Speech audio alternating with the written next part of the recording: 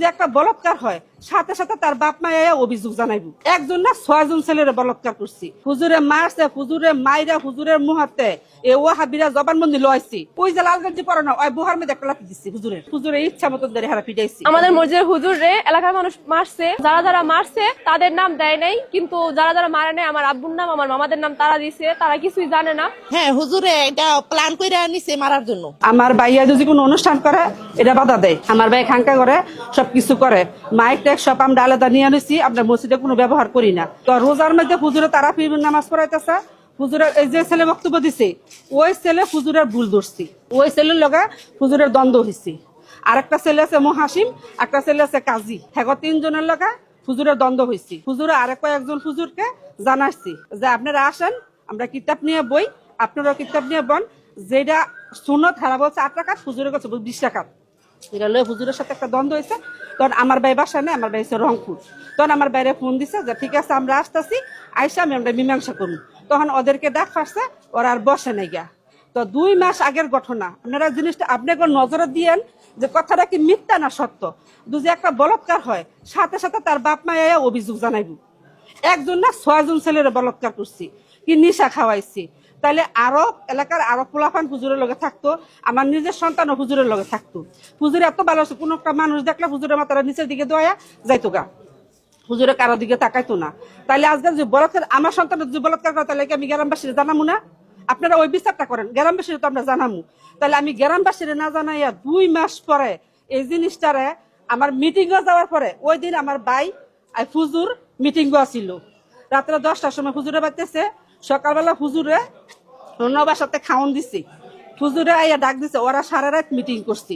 ওখানে যখন নাকি এই যে জিনিসটা যখন ওইছে, ওর পরে হুজুরে ডাক দিছে, আমাদের বাড়ির কারো ডাক দেয় নাই। আমার ভাই অফিসে, আমার বাইস্তা অফিসে, আমার আরেক ভাই দোকানে, আর পিসাব যে ওর খেত কাটছে ওই কামলা গলারও। মহিলারা তো কামলা গলার খাওয়ানো যেতে পারে না, কামলা গলারও।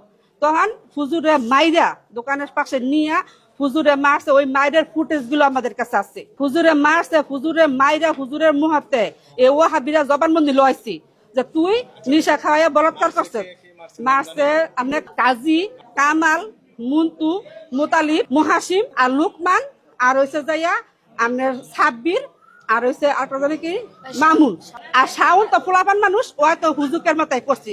এটা তো কোনো একটা বাচ্চা পোলাপান হয় হুজুকের মতাই মার দিতেও পারে, এটা আমি হেরমাইট আমি দেখি নেই। তখন মাইরা ওর জবানবন্দি নিয়ে, হুজুরের জবানবন্দি নিয়ে হুজুরে আটকাইয়া, তখন আমার বাইরে খবর দিছি।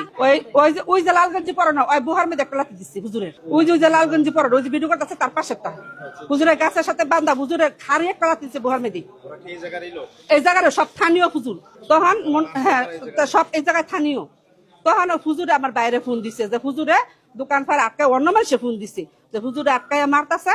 তাতে আমার ভাই উদাম ছেলে দৌড়ে ওই জায়গায় গেছে, যাইয়া আমার ভাই বলছে যে তোকে কি হয়েছে। তারা আমরা তো আঙ্গর কাছে তো কবি হুজুরে কি করছে না করছে, আপনি কি জানেন না?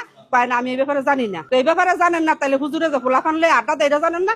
আমি পোলাপানটা নিষেধ করছি, হুজুরও নিষেধ করছে যে পোলাপানের পরীক্ষা এসেছি পরীক্ষা, আপনি রুমে পোলাপান টাকা দিবেন না। যখন এই কথা বলছে তখন কি করছে, আরেকজন হবি করে নাম হ্যাঁ কইতেছে হ্যাঁ আসামি হ্যাঁ দর, হ্যাঁ লগে বলাৎকার করছে, হ্যাঁ লগে জানে জড়িত আছে।